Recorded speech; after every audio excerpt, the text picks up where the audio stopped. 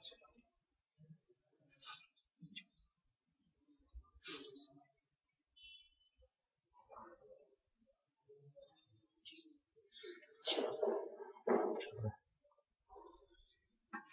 علیکم ورحمۃ اللہ وبرکاتہ۔ ان الحمد للہ نحمده ونستعینه ونستغفره ونؤمن به ونتوکل علیہ ونعوذ باللہ من شرور انفسنا ومن سیئات اعمالنا من يهده الله فلا مضل له ومن يضلل فلا هادي له واشهد ان لا اله الا الله وحده لا شريك له واشهد ان نبينا محمدا عبده ورسوله ارسله الله بالحق بشيرا ونذيرا فأعوذ بالله من الشيطان الرجيم يا أيها الذين آمنوا اتقوا الله حق تقاته ولا تموتن إلا وأنتم مسلمون يا أيها الناس اتقوا ربكم الذي خلقكم من نفس واحدة وخلق منها زوجها وبث منها رجالا كثيرا ونساء واتقوا الله الذي تساءلون به والأرحام إن الله كان عليكم رقيبا يا أيها الذين آمنوا اتقوا الله وقولوا قولا سديدا يصلح لكم أعمالكم ويغفر لكم ذنوبكم ومن يطع الله ورسوله فقد فاز فوزا عظيما أما بعد فإن خير الحديث كتاب الله وخير الهدي هدي محمد صلى الله عليه وسلم وشر الأمور محدثاتها وكل محدثة بدعة وكل بدعة ضلالة وكل ضلالة في النار فأعوذ بالله من الشيطان الرجيم لقد كان لكم في رسول الله أسوة حسنة لمن كان يرجو الله واليوم الآخر وذكر الله كثيرا وقال جل وعلا والسابقون الأولون من المهاجرين والأنصار والذين اتبعوهم بإحسان رضي الله عنهم ورضوا عنه وأعد لهم جنات تجري من تحتها الأنهار خالدين فيها أبدا ذلك الفوز العظيم وقال جل وعلا وما آتاكم الرسول فخذوه وما نهاكم عنه فانتهوا وثبت عن النبي صلى الله عليه وسلم فيما رواه عبد الله بن عمرو بن العاص رضي الله تعالى عنهما قال قال رسول الله صلى الله عليه وسلم ما بعث الله من نبي إلا كان حقا عليه أن يدل أمته على خير ما يعلمه لهم وينذرهم شر ما يعلمه لهم۔ تمام قسم کی تعریفیں بڑائی و کبریائی اللہ رب العالمین کے لیے جو ہم سب کا خالق و مالک ہے، ہمارا حاکم و رازق ہے۔ اس کے بعد درود و سلام کے نذرانے احمد مصطفیٰ محمد مجتبیٰ صلی اللہ تعالی علیہ وسلم پر، آپ کی آل و اولاد، آپ کے صحابہ اور قیامت تک صحیح طور پر اتباع اور پیروی کرنے والوں پر۔ قابل قدر حاضرین،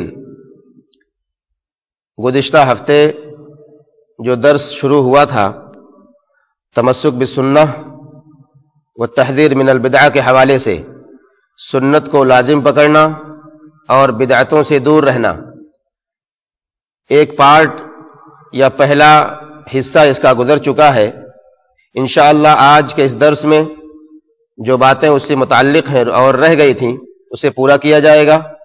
اللہ رب العالمین سے دعا کرتا ہوں کہ ہم سب کو سننے، سمجھنے اور اس پر عمل کرنے کی توفیق دے۔ جو باتیں ہم سنیں اور موافق ہو قرآن و سنت کی، سلف کی، اس پر عمل کریں، اوروں کو بھی اس کی طرف راغب کریں۔ اللہ رب العالمین ہم سب سے ہماری بیٹھک کو قبول فرمائے، آمین یا رب العالمین۔ سب سے پہلے چند وہ آیتیں اور حدیث جو میں نے آپ کے سامنے خطبہ حاجہ کے بعد پڑھی ہے اس کا ترجمہ پیش کروں۔ اللہ رب العالمین نے فرمایا لقد کان لکم فی رسول اللہ اسوۃ حسنہ، بے شک تمہارے لیے اللہ کے نبی محمد الرسول اللہ صلی اللہ علیہ وسلم کی زندگی میں بہترین نمونہ ہے۔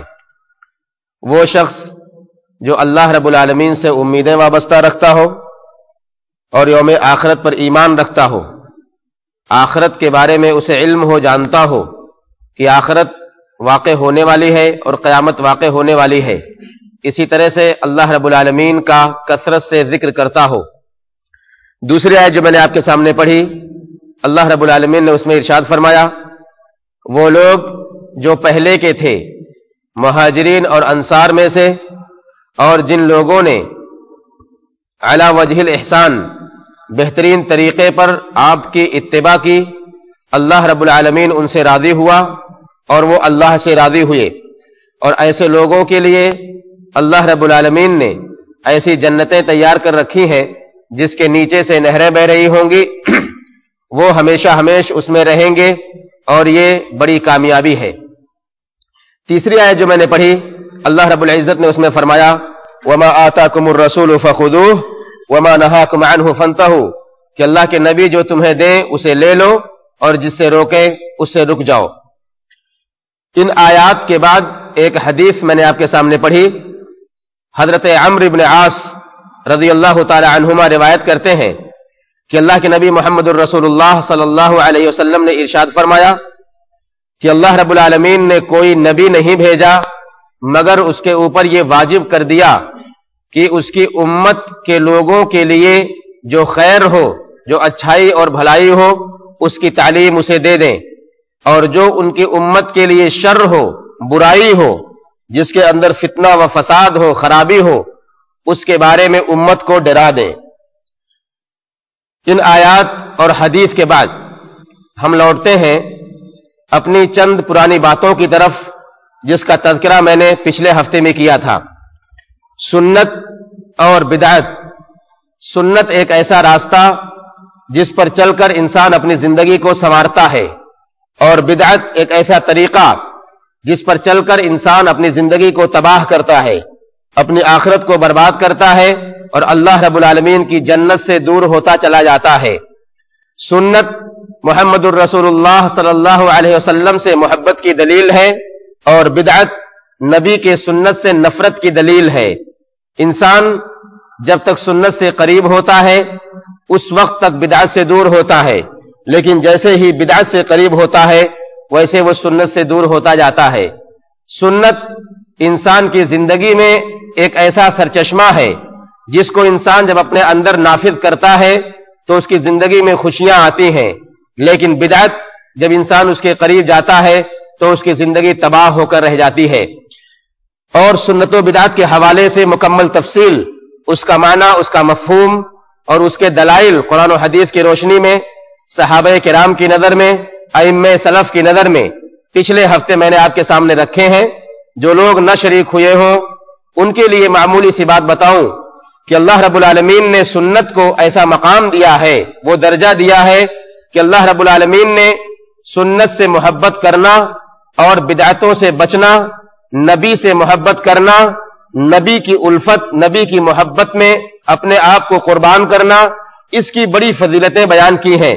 ساتھ ہی ساتھ وہ لوگ جو سنتوں سے دور ہوتے ہیں، جو بدعتوں کے قریب ہوتے ہیں اور شہوات کی اتباع اور پیروی کرتے ہیں، اور ساتھ ہی ساتھ ان متشابہ آیات کو لے کر لوگوں کو فتنے میں ڈالتے ہیں جس کا تعلق شریعت سے نہیں ہے، تو ایسے لوگوں کے لیے اللہ رب العالمین نے قرآن میں وعیدیں بھی بیان کی ہے۔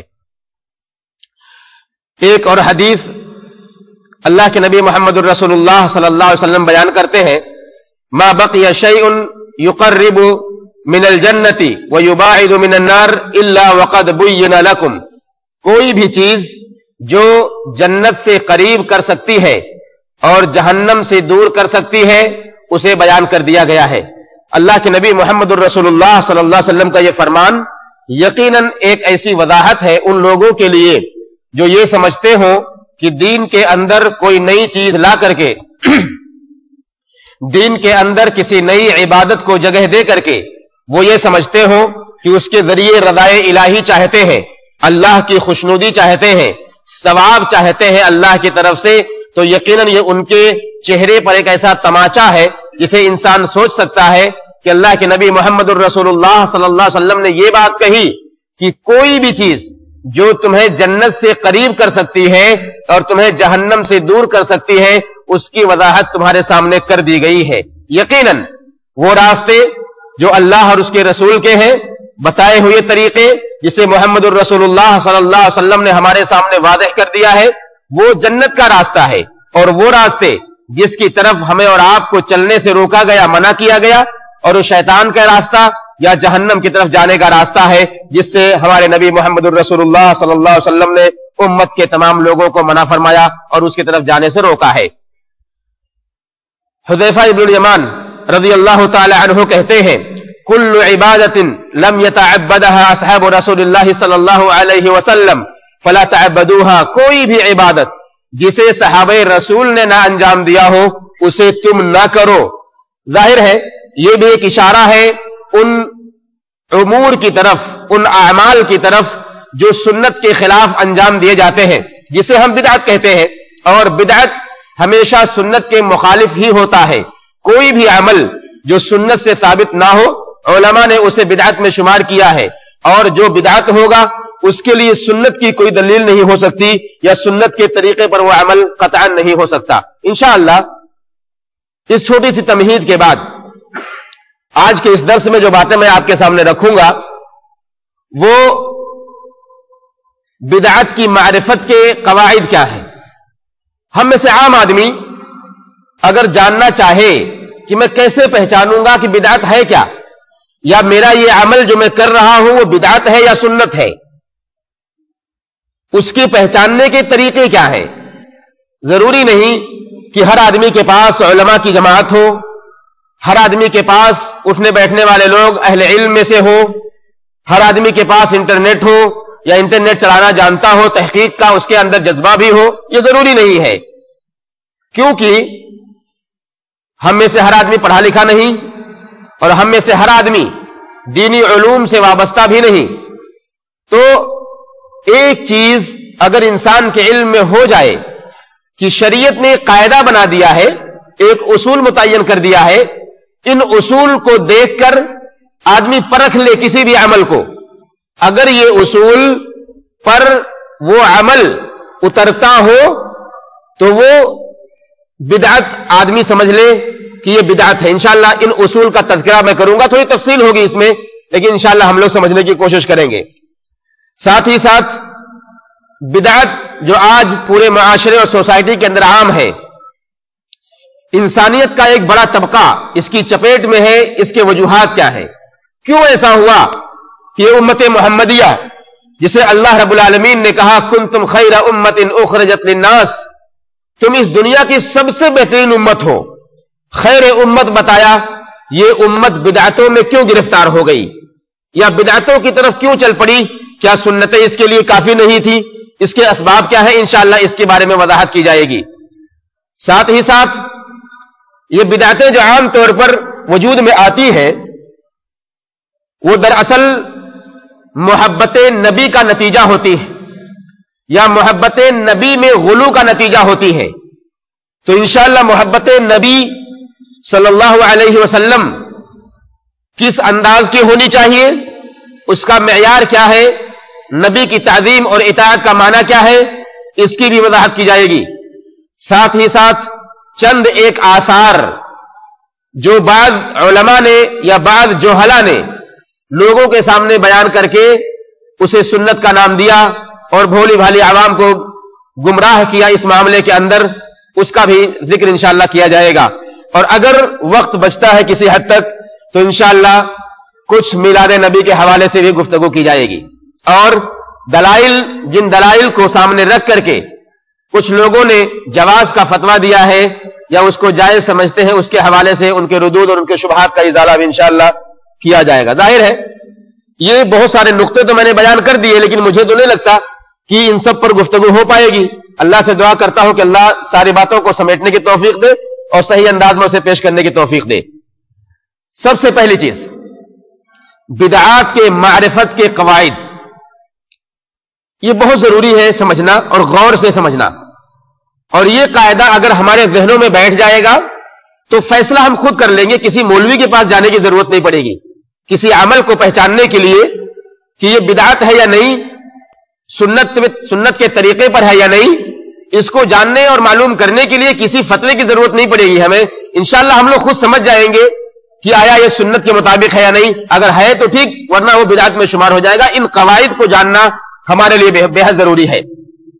تمام بدعات، چاہے وہ قولی ہو، چاہے وہ فعلی ہو یا اعتقادی ہو، عام طور پر تین قواعد کی طرح، تین قواعد کو لے کر کے رونما ہوتی ہے۔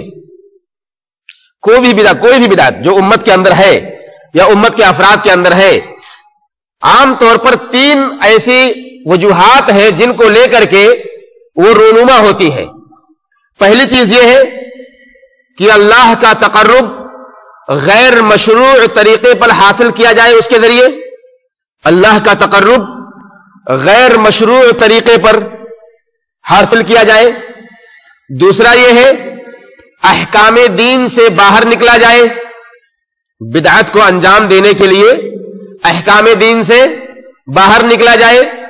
اور تیسرا یہ ہے کچھ ایسی چیزیں جن کو اپنایا جائے جو بدعت کی طرف انسان کو لے جاتی ہو، وہ اصل میں بدعت نہ ہو لیکن اس کو اپنایا جائے اور اس کے اپنانے کے بعد انسان بدعت کی طرف جاتا ہو۔ انہی تینوں پر مشتمل ہے ساری بدعتیں، انہی تینوں قواعد پر ساری بدعتیں مشتمل ہوتی ہیں۔ یا تو بندہ اللہ کی قربت چاہتا ہے عمل کے ذریعے تو اس کے لیے غیر مشروع طریقہ اپناتا ہے جو اسلام کے اندر جائز نہیں ہوتا، یا پھر احکام دین اسے نہیں معلوم ہوتے ہیں، اس سے باہر نکل کر بدعت پر چل پڑتا ہے۔ اور تیسری وجہ کوئی بھی ایسا عمل کرتا ہے جو حقیقت میں بدعت نہیں ہوتے لیکن وہ بدعت کی طرف اسے لے جاتے ہیں۔ انہی تینوں ذرائع سے آدمی بدعت میں گھر جاتا ہے۔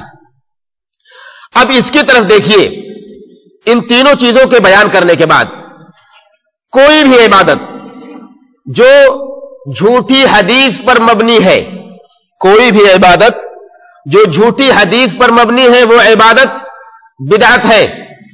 کوئی بھی عبادت جو صرف رائے اور خواہشات پر مبنی ہے وہ عبادت بدعت ہے۔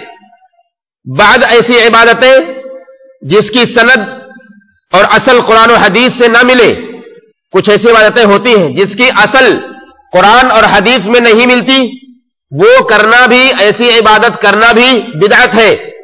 کوئی بھی عبادت جسے اصحاب رسول صلی اللہ علیہ وسلم نے نہ کیا ہو، انجام نہ دیا ہو، وہ عمل کرنا جائز نہیں۔ اور ساتھ ہی ساتھ جس کے ترک کرنے پر محمد الرسول اللہ صلی اللہ علیہ وسلم اور آپ کے صحابہ کا اتفاق ہو، اسے انجام دینا بدعت ہے۔ کوئی بھی عبادت جو شریعت کے قواعد اور اصول کے خلاف ہو وہ عبادت بدعت ہے۔ ہر وہ عادات اور معاملات، عادات جو انسان کی عادتیں عام طور پر ہوتی ہیں، ہر وہ عادات اور معاملات جس سے تقرب الہی مقصود ہو، اس کے کرنے پر یعنی اس کی مشروعیت پر کوئی دلیل نہ ہو، عادات اور معاملات جس کے کرنے پر اس کی مشروعیت کے لیے کوئی دلیل موجود نہ ہو، ایسا کرنا بھی بدعت ہے۔ جیسے ایک مثال لیتے ہیں، جیسے کوئی خود کو کھانے پینے سے محروم کر دے۔ کھانا پینا انسان کی عادت میں ہے اور انسان کی ضرورت ہے، معاملات کرنا انسان کی عادات میں سے ہے، انسان کی ضرورت میں سے ہے۔ کوئی آدمی یہ کہے کہ میں کھانا نہیں کھاؤں گا، روزہ رکھوں گا۔ کوئی آدمی یہ کہے کہ میں دھوپ میں کھڑا رہوں گا، چھاؤں میں نہیں آؤں گا۔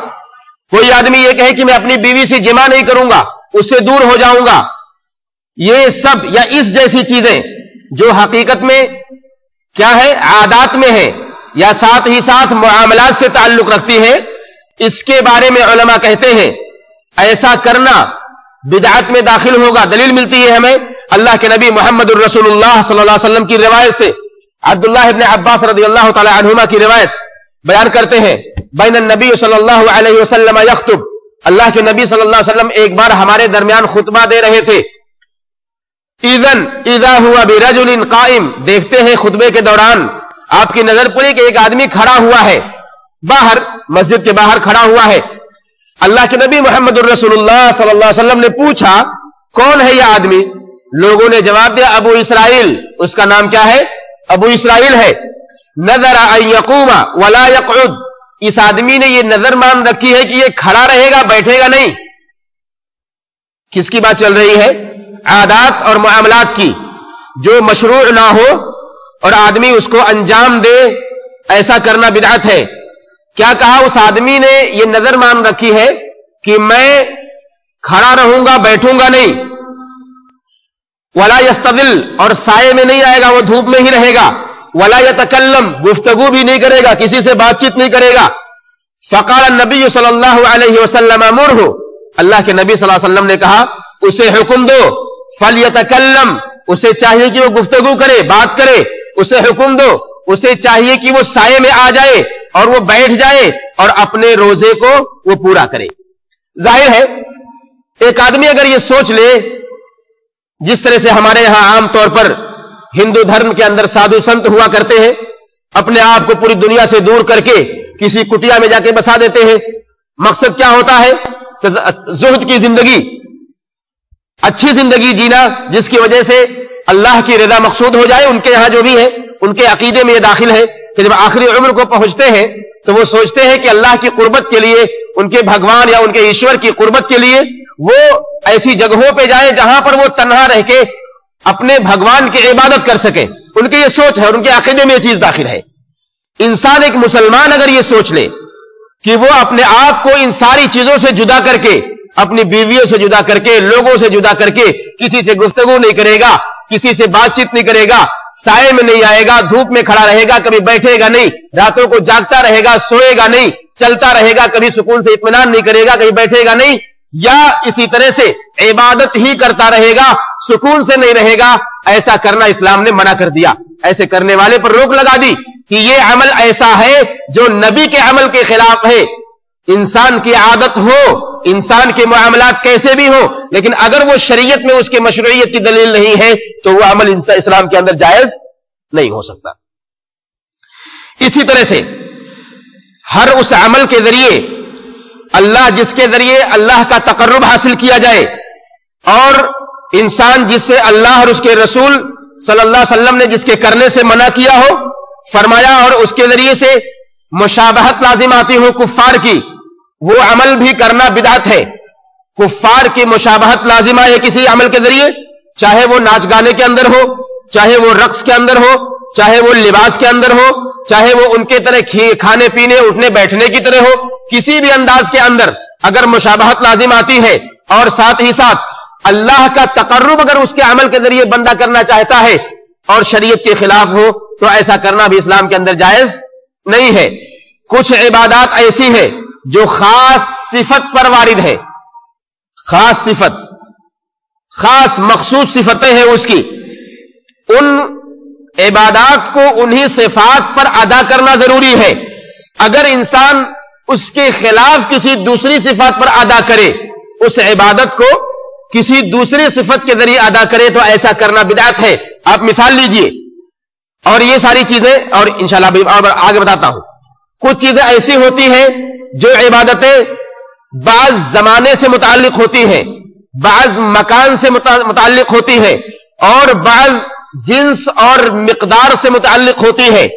اگر ان کے علاوہ میں کیا جائے تو وہ بدعت ہے. جیسے مثال لیجئے، زمانے کی مثال تراویح ہے. تراویح کی نماز کب ادا ہوتی ہے؟ رمضان کے مہینے میں. آدمی غیر رمضان میں اگر تراویح ادا کرے، تراویح جو جماعت کے ساتھ ادا ہوتی ہے، ٹھیک ہے، وہ تراویح جماعت کے ساتھ غیر رمضان میں کوئی بندہ ادا کرے، ایسا کرنا بدعت میں داخل. کوئی بھی عمل مکان سے جس کا تعلق ہو، جگہ سے تعلق ہو، جیسے اعتکاف کہاں کیا جائے گا؟ مسجد میں کیا جائے گا. کوئی بندہ اعتکاف کہیں اور کرے مسجد کے علاوہ، اس کا وہ عمل بدعت میں داخل. جنس سے متعلق، جیسے قربانی کس کی جائے گی؟ بہیمۃ الانعام کی جائے گی. 6 جانور جس کا تذکرہ قرآن میں کیا گیا، 6 جانور کی قربانی بہیمۃ الانعام. اس کے علاوہ آدمی کسی اور جنس سے جانور قربان کرے، ایسا عمل کرنا بدعت میں داخل. مقدار، جیسے صلوات 5 مقدار ہے، 5 وقت کی نماز اسلام میں مشروع ہے، آدمی 6 وقت کی نماز ادا کرے، ایسا کرنا بدعت میں داخل. کیفیت، وضو کی ایک کیفیت ہے. وضو کرتے ہیں، سب سے پہلے آدمی کہاں سے شروع کرتا ہے؟ اپنے چہرے کے ذریعے اپنے ہاتھ کو دھلتا ہے، چہرے کو دھلتا ہے، پھر ہاتھ کو دھلتا ہے اور اپنے پیروں کو دھلتا ہے. ایک آدمی اس کے برعکس کرنا چاہے، وہ کہے میں پہلے پیر دھلوں گا، پھر اپنے چہرے کو، پھر اپنے ہاتھ کو، ایسا کرنا بھی بدعت میں داخل. اس لیے کہ اللہ رب العالمین نے اور شریعت مطہرہ نے ان ساری چیزوں کو اس کے مقدار، اس کے جنس، اس کی صفت اور اس کے زمان اور مکان کے حساب سے مشروع کیا ہے. بندہ اگر ان سب چیزوں کے اندر تبدیلی لائے گا تو یہ سب سارا عمل بدعت میں داخل ہو جائے گا. اسی طرح سے کوئی بھی مطلق عبادت جو شریعت میں عام دلیل سے ثابت ہو، مطلق عبادت شریعت میں عام دلیل سے، عمومی دلیل سے ثابت ہو، اسے کسی زمان و مکان کے ذریعے خاص کر دینا، اسے مقید کر دینا، وہ بھی بدعت میں داخل. جیسے نوافل نمازیں یا صوم تطوع کے روزے جو بہت سارے ہوتے ہیں، ہم اور آپ رکھتے ہیں. آپ اگر کسی نفلی نماز کو کسی خاص وقت سے خاص کر دیں گے، مقید کر دیں گے، یا کسی نفلی روزے کو کسی خاص دن سے خاص کر مقید کر دیں گے. آپ مثال لیجئے، مثال سے بات سمجھ میں آئے گی. اللہ رب العالمین نے اور قرآن مقدس اور شریعت مطہرہ نے مشروع کیا کہ نوافل نماز بندہ ادا کر سکتا ہے، نفلی روزے رکھ سکتا ہے، اور اس کے صفتیں بھی بیان کی گئی کہ ایسے ایسے کرنا ہے.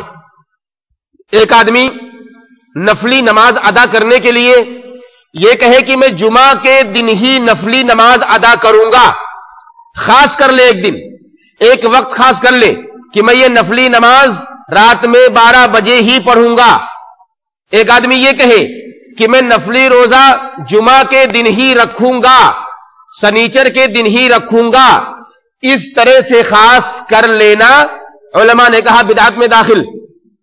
یہ سب قواعد ہے جن قواعد کے تحت بندہ سمجھ سکتا ہے کہ کوئی بھی عمل جو اس کی زندگی سے متصل ہو، جڑا ہوا ہو، اگر وہ شریعت کے مطابق ہے تو وہ سنت سے وابستہ ہے، اور اگر شریعت کے مخالف ہے تو یقیناً وہ عمل اس کا بدعت میں داخل ہو جائے گا. اب آئیے دیکھتے ہیں کہ اللہ رب العالمین نے ہمیں اور آپ کو جو سب سے بہترین امت ہونے کا شرف دیا، اس کے بعد جب انسان اپنی نظروں کو پھیرتا ہے معاشرے کی طرف، معاشرے کے اندر انسان کے کردار کی طرف، اس کے اعمال کی طرف، تو اسے نظر آتا ہے کہ لوگ بدعتوں میں ڈوبے ہوئے ہیں، خرافات، رسم و رواج میں ڈوبے ہوئے ہیں.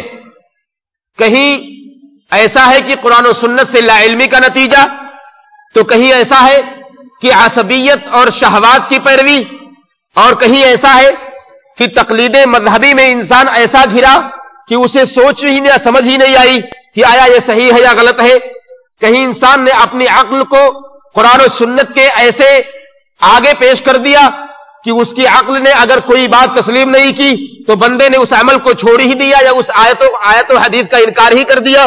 اور کہیں ایسا ہوا کہ بدعت کو لوگوں کے سامنے ایک ایسے اسلوب میں پیش کیا گیا، اس کی تزیین کاری کر کے، اس کی پالش کر کے، یا اس کے اندر اس کی رنگینی کو بیان کر کے کہ آدمی سمجھ ہی نہیں سکا کہ آخر یہ بدعت ہے یا سنت ہے. تو انشاءاللہ ان سب کے بارے میں ہم ہلکی ہلکی گفتگو کریں گے کہ ایسے کیا وجوہات بن گئے کہ امت محمدیہ جسے اللہ رب العالمین نے ایک عظیم خطاب دیا، عظیم خطاب کہ سب سے بہترین امت، یہ امت کیسے بدعتوں میں گرفتار ہو گئی، اور یہ امت کیسے بدعتوں میں گرفتار ہو کر کے اپنی زندگی کو، اپنی آخرت کو تباہ کر لیا. سب سے پہلی وجہ جہالت.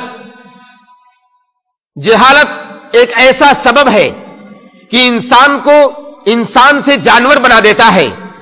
جہالت ایک ایسا سبب ہے جو انسان کو سنت سے دور کر دیتا ہے. جہالت ایک ایسا سبب ہے جو ایک موحد شخص کو بھی شرک کرنے پر مجبور کر سکتا ہے. جہالت ایک ایسا سبب ہے جو ایک اچھی خاصی زندگی کو تباہ و برباد کر دیتا ہے، کیونکہ انسان کے پاس علم نہیں ہے. تو جہالت یہ سب سے پہلا سبب ہے انسان کو بدعتوں میں گرفتار ہونے کا. اور ظاہر ہے جہالت کے بارے میں حضرت موسیٰ کے قوم والوں نے موسیٰ علیہ السلام سے کہا، وَقَالُوا يَا مُوسَى اجْعَل لَّنَا إِلَٰهًا كَمَا لَهُمْ آلِهَةٌ. موسیٰ کی قوم والوں نے طلب کیا کہ اے موسیٰ ہمارے لیے ایک معبود بنا دیجئے.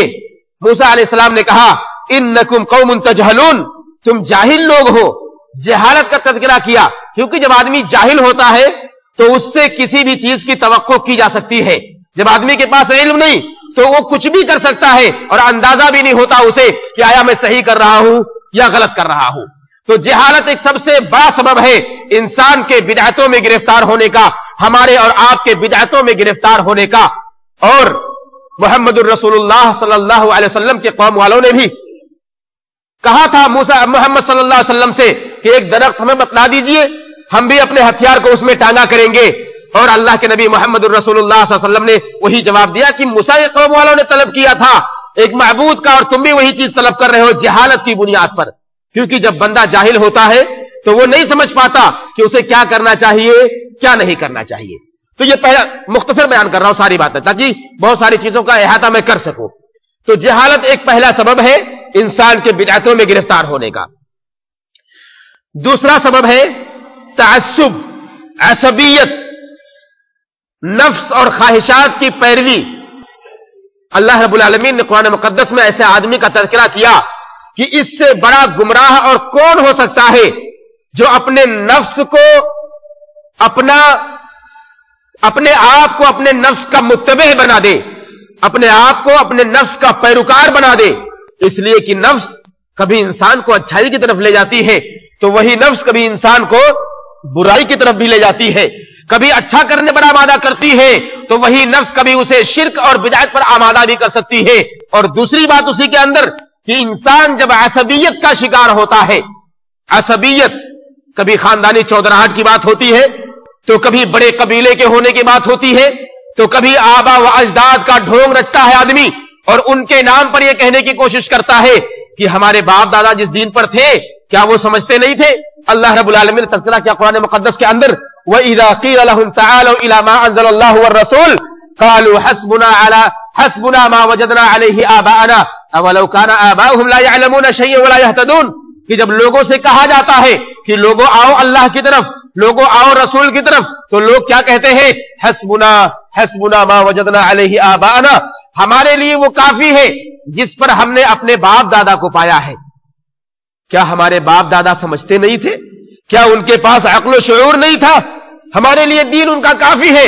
یہی صورتحال آج بھی ہے کہ ایک بدعتی کے سامنے آپ سنت کی بات کیجئے، ایک بدعتی کے سامنے قرآن کی بات کیجئے، قسم ہے اللہ رب العالمین کی، اللہ کی توفیق اگر نہ ہو تو کبھی بھی آپ کی بات کو تسلیم کرنے کو تیار نہیں ہوگا، اور وہی دہائی دے گا کہ کیا ہمارے باپ دادا سمجھتے نہیں تھے، ہمارے علماء سمجھتے نہیں ہیں، ہمارے لوگ جو بڑے ہیں کبار ہیں وہ جانکار نہیں ہیں، سب سے بڑے علامہ آپ ہی لوگ ہیں. اس طرح کی باتیں آج بھی پیش کی جاتی ہیں، اور یہ باتیں اللہ رب العالمین نے قرآن میں کتنے پہلے بیان کر دی ہیں.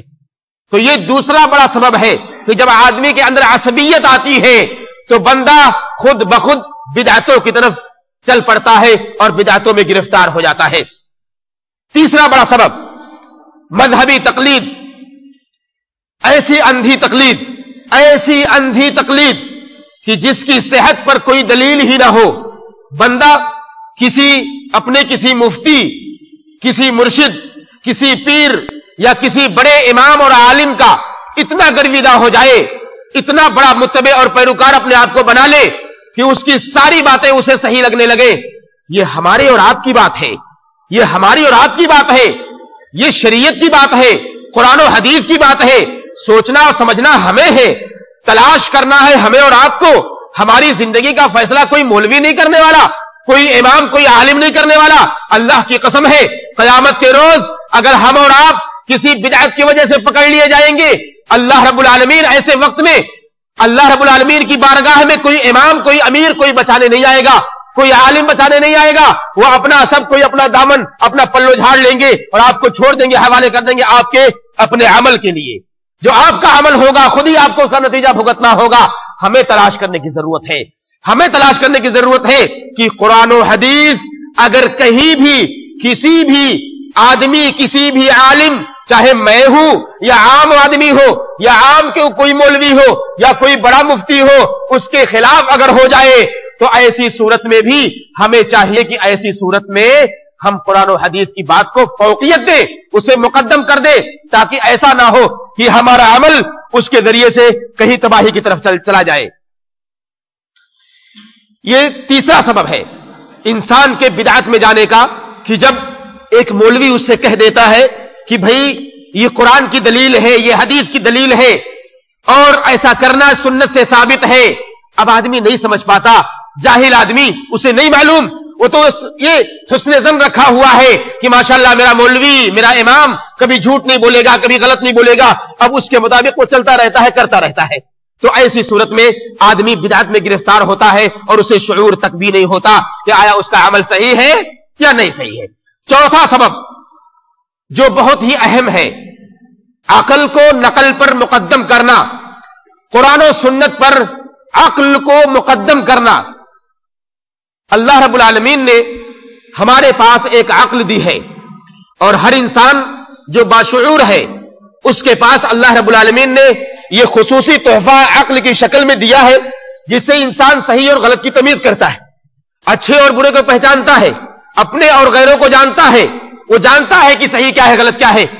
और इंसान अगर इस अक्ल का इस्तेमाल ऐसे करने लग जाए बिलखुसूस शरीयत के मामलात के अंदर, और ये कहे कि मेरी अक्ल पर अगर कोई चीज नहीं उतरती तो वो चीज मेरी नजर में काबिल कबूल नहीं, चाहे वो कुरान की हो या हदीस की हो।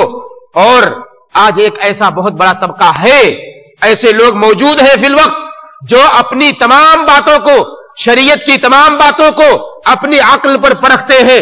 अगर उनकी अक्ल कबूल करती है, समझ में आती है बातें तो मान लेते हैं, अगर नहीं समझ में आती तो कहते हैं इसकी तावील कर दी जाएगी और उसको छोड़ देते हैं। आइए एक मिसाल देता हूं मैं कि बहुत सारी बातें हमारी अक्ल से परे हैं, हमारी अक्ल उसका इहाता नहीं कर सकती, लेकिन उसके बावजूद हमें उस पर अमल करना है, उसको मानना है, उसको तस्लीम करना है, क्योंकि अल्लाह के नबी मोहम्मद रसूलुल्लाह सल्लल्लाहु अलैहि वसल्लम ने अगर किसी चीज की खबर दी है तो वो खबर कभी गलत नहीं हो सकती, हमारे ईमान और अकीदे का एक हिस्सा है, और ऐसा हिस्सा कि अगर इसके अंदर कोताही आ गई तो यकीन मानिए आदमी का ईमान कभी भी मुकम्मल नहीं हो सकता। हम जानते हैं इसरा और मेराज के वाकये को कि अल्लाह के नबी मोहम्मद रसूलुल्लाह सल्लल्लाहु अलैहि वसल्लम ने एक रात के अंदर मस्जिद हराम से बैतुल मक़दिस से सातवां आसमान का सफर किया, वापस लौटे। इंसान अगर यह कहे कि भाई मेरी अक्ल में यह बात नहीं आती, और इंसान कह सकता है अपनी अक्ल के मुताबिक यह बात एतराज कर सकता है कि यह बात समझ में नहीं आती, एतराज का हक है उसे, मगर उसका एतराज यहां बातिल हो जाता है, इसलिए कि अल्लाह के नबी सल्लल्लाहु अलैहि वसल्लम ने अगर एक चीज को कहा है तो वो चीज गलत नहीं हो सकती। हमारा ईमान और अकीदा है इस बात पर कि नबी ने अगर कहा कि मेरे साथ ऐसा वाकया हुआ तो हमें उसको मानना है, हमारी अक्ल में वो बात आए ना आए ये हमारे अपने अक्ल की कमजोरी है। अल्लाह की कसम है कुरान और हदीस की कमजोरी नहीं हो सकती, ये कुरान और हदीस की कमजोरी नहीं है, अक्ल ये महकूम है कुरान और हदीस की नजर में, अक्ल ये कुरान और हदीस पर हाकिम कभी भी नहीं हो सकती। तो हमें चाहिए कि अपनी अक्ल को मनाएं, समझाएं अपनी अक्ल को कि कुरान और हदीस जो बात कह रही है उसको तस्लीम कर ले, अगर ना माने तो ये हमारे अक्ल की कमजोरी है जो मानना ही नहीं है, वरना उसे मान लेना चाहिए। तो ये चौथा सबब है कि जब बंदा अक्ल को मुकद्दम करता है कुरान और हदीस पर तो ऐसी सूरत में बिदअतों में गिरफ्तार होता है। पांचवा सबब जिसके बारे में मैंने तज़किरा किया था पहले दर्स के अंदर कि कुछ ऐसे नुसूस है कुरान के अंदर जो मुतशाबिह है, जो वाज़ेह नहीं है, मुहकम नहीं है, ऐसे मौके पर उसकी तावील अल्लाह के पास है, हकीकी इल्म या बड़े उलमा के पास है, उसकी तावील उलमा जानते हैं। जिनके दिलों में ज़ैग़ो दलाल होता है, जिनके दिलों में कजरवी और टेढ़ापन होता है, वो लोग मुहकम आयतों को छोड़ देते हैं, मुतशाबिह आयतों को लेकर के लोगों को फितने में डालते हैं। मुतशाबिह आयतों पर जब बंदा चलने लगता है तो ऐसी सूरत में बिदअतों में गिरफ्तार हो जाता है। ये पांचवा सबब है। छठा सबब, बिदअत को जब लोगों के सामने मुलव्वन शक्ल में पेश किया जाता है, माशाअल्लाह आज की बिदअतें आप देखिए, ओ इतनी तज़ीन कारी हो रही है उसकी, इतने रंगो रूप के अंदाज में पेश किए जा रहे हैं, इतने अजीब ढंग से कि एक बंदा जो मुसलमान है वो समझता है कि शायद ये सुन्नत है, इसका करना सुन्नत है। आज लोग बिदअतों पर ऐसे भी चल पड़े हैं और बिदअतों में इसके जरिए भी गिरफ्तार हो रहे हैं। और वसाइल इलाम जो आज मीडिया है, मीडिया ने भी कुरान और सुन्नत की तालीम को छोड़कर आज उन्हीं चीजों को फोकस किया है जो हकीकत में बड़ी रंगीनी जिसके अंदर पाई जाती है। आज देखिए, आज मीडिया, कोई भी मीडिया हो, कहीं भी मातम हो रहा हो उसका तज़किरा जरूर होगा, कहीं भी जश्न विलादत मनाई जा रही हो मीडिया में जरूर तज़किरा आएगा, कहीं भी इस तरह की बिदअतें अंजाम दी जा रही हो बड़े फ्रंट पेज पे अखबार में उसकी नुमाइश होगी। तो मीडिया ने भी एक अहम किरदार अदा किया है बिदअतों के इंतशार का, और बिदअतों के मुआशरे के अंदर फैलने का एक अहम किरदार अदा किया है मीडिया ने भी। इसी तरह से سب سے امپورٹنٹ بات اور سب سے اہم بات، ائمہ ضلال، گمراہ علماء، یہ پیٹ کے پجاری بیچارے، اللہ ہدایت دے ایسے علماء کو جنہوں نے اپنے مقام اور اپنے منصب کو، اپنے اسٹیٹس کو اونچا کرنے کے لیے یا اپنے پیٹ کی خاطر ایسی چیزوں کو لوگوں کے سامنے بیان کیا، اپنی واہواہی کے لیے یا اپنے علم کو لوگوں کے سامنے رکھنے کے لیے اور لوگوں کے سامنے یہ بتانے کے لیے کہ میں بہت بڑا عالم ہوں، ایسے نقطوں کو پیش کیا جو حقیقت میں جس کو سن کر کے لوگ فتنوں میں پڑ گئے، لوگوں کو علم نہیں، لوگوں کے پاس جہالت ہے، لوگ نہیں جانتے، تو ایسے علماء امت کے اندر پیدا ہوئے جو حقیقت میں جاہل تھے، ان لوگوں نے شیطان کا کردار ادا کیا اور بھولی بھالی عوام کو گمراہ کرتے ہوئے انہیں بدعتوں میں ڈال دیا۔ اللہ کے نبی محمد الرسول اللہ صلی اللہ علیہ وسلم کی روایت لیجئے، کہتے ہیں عبداللہ ابن عمرو ابن عاص راوی حدیث کہتے ہیں قال سمعت رسول اللہ صلی اللہ علیہ وسلم یقول، میں نے نبی کریم صلی اللہ علیہ وسلم کو کہتے ہوئے سنا، ان اللہ لا يقبض العلم انتزاعا، اللہ رب العالمین ایک بیگ علم کو اس دنیا سے نہیں اٹھاتا، اس دنیا سے ایک ساتھ علم کو نہیں اٹھائے گا اللہ رب العالمین، بلکہ اس دنیا سے علم کو علماء کی وفات کے ذریعے اٹھاتا ہے، یہاں تک کہ جب علماء کی وفات ہو جاتی ہے اور کوئی عالم نہیں بچتا تو لوگ جاہل کو اپنا سردار بنا لیتے ہیں، جوہلا کو اپنا مفتی بنا لیتے ہیں اور مسند افتاء پر بٹھا دیتے ہیں۔ اب وہ جاہل آدمی کہاں، یہ لوگ جو بھولی بھالی عوام ہیں، ان لوگوں نے ایک جاہل کو مفتی بنایا، ان لوگوں نے اس مفتی سے سوال پوچھا، فسئلوا فسألوا، ان لوگوں نے پوچھا ایسے لوگوں سے، ایسے جوہلا سے، اور یہ جوہلا جب پوچھے گئے لوگوں سے تو لوگوں نے کہا، تو ان لوگوں نے کیا، فافتوا، ان لوگوں نے فتوا دیا، فضلوا واضلوا، یہ بیچارے خود گمراہ تھے، عوام کو بھی ان لوگوں نے گمراہ کر دیا۔ اللہ کے نبی محمد الرسول اللہ صلی اللہ علیہ وسلم کی یہ روایت یقیناً صادق ہے، یقیناً سچی ہے کہ ایسے لوگ اس امت کے اندر پیدا ہوئے، ایسے علماء اس امت کے اندر پیدا ہوئے جو لوگوں کو گمراہ کیا، جنہوں نے اور یہ خوف ظاہر کیا تھا، انما اخوف ما اخاف علی امتی الائمۃ المضلین، کہ میں سب سے زیادہ جس چیز سے خوف کھاتا ہوں اپنے امت کے لوگوں پر، ایسے علماء سے خوف کھاتا ہوں جو گمراہ کرنے والے ہیں، جو گمراہ کرنے والے ہیں، اور ایسی بڑی تعداد گمراہ کرنے والے علماء کی ہے جو بڑے جبہ و دستار کے اندر، بڑی بڑی پگڑیوں کے اندر، بڑے بڑے اماموں کے اندر مسند افتاء پر بیٹھے ہوئے فتوے دے رہے ہوں گے، مگر اللہ کی قسم ہے وہ اس قرآن کے ساتھ کھلواڑ کرتے ہیں، نبی کی حدیثوں کے ساتھ کھلواڑ کرتے ہیں، انہیں معلوم ہوتا ہے مگر کیا کریں، بیچارے مجبور ہوتے ہیں۔ اللہ رب العالمین ایسے علماء کو ہدایت دے، ہم سب کو ہدایت دے، ہمارے اندر بھی کمیاں اگر ہیں اللہ رب العالمین ہم سب کو ہدایت دے۔ تو یہ 8واں ایسا سبب ہے جس کے ذریعے سے عوام جو ہے بدعتوں میں گھر جاتی ہے اور بدعتوں میں مبتلا ہو جاتی ہے۔ اسی طرح سے ایک اور اہم سبب بدعتوں میں انسان کے گھرنے کا، ضعیف اور موضوع روایتوں پر اعتماد کرنا۔ موضوع روایتیں، ایسی بہت ساری موضوع روایتیں داخل کر دی گئی حدیثیں، کتب حدیث کے اندر، جو حقیقت میں ان کی کوئی اصل نہیں ملتی۔ ایسی روایتیں ہیں جو انتہائی درجے کی ضعیف روایتیں ہیں، جن سے دلیل پکڑنا قطعاً جائز نہیں ہے۔ ایسی دلیلوں کا سہارا لے کر کے بھی لوگ بدعتوں میں گرفتار ہو جاتے ہیں۔ اور ساتھ ہی ساتھ ایک اور اہم وجہ ہوتی ہے بدعتوں میں گرفتاری کی کہ انسان خوابوں پر اعتماد کرنے لگتا ہے، رویا، کرامات، منامات، اس پر اعتماد کرنے لگتا ہے کہ فلاں بزرگ نے یہ خواب دیکھا، وہ تو ایسا ہو رہا ہے ویسا۔ ان سب خوابوں پر اعتماد جب بندہ کرتا ہے تو یقیناً بدعتوں میں گرفتار ہو جاتا ہے۔ یہ سب وجوہات ہیں انسان کے بدعتوں میں گرفتار ہونے کے۔ اب ایک سوال صرف چھوٹا سا ہے، وہ یہ کہ بدعتوں میں انسان کے گھرنے کا اہم مقصد، وجہ کیا ہوتی ہے، سبب کیا ہوتا ہے؟ سبب حب نبی محمد الرسول اللہ صلی اللہ علیہ وسلم کی محبت بڑی پیاری چیز ہے۔ نبی کی محبت ہر دل کے اندر ہونی چاہیے، اور اگر کوئی دل نبی کی محبت سے خالی ہے تو یقیناً وہ ایمان کی ایسی کمزوری ہے جس کی تلافی کبھی انسان نہیں کر سکتا۔ نبی کی محبت اتنی ہونی چاہیے کہ انسان ساری دنیا کی محبتوں کو پیچھے چھوڑ کر نبی کی محبت کو مقدم کرے تو اس کا ایمان مکمل ہے، اس کے ورنہ اس کا ایمان مکمل نہیں ہو سکتا. محبت دو طرح کی ہوتی ہے. ایک تو انسان کی فطری محبت ہوتی ہے اور دوسری انسان کی شرعی محبت ہوتی ہے. فطری محبت جو انسان جس پر پیدا کیا گیا ہے وہ محبت ایسی ہے جو انسان کی فطرت میں داخل ہے. آئیے دیکھیے اللہ رب العالمین نے قرآن میں فرمایا زُيِّنَ لِلنَّاسِ حُبُّ الشَّهَوَاتِ مِنَ النِّسَاءِ وَالْبَنِينَ وَالْقَنَاطِيرِ الْمُقَنطَرَةِ مِنَ الذَّهَبِ وَالْفِضَّةِ وَالْخَيْلِ الْمُسَوَّمَةِ وَالْأَنْعَامِ وَالْحَرْثِ ذَلِكَ مَتَاعُ الْحَيَاةِ الدُّنْيَا وَاللَّهُ عِندَهُ حُسْنُ الْمَآبِ.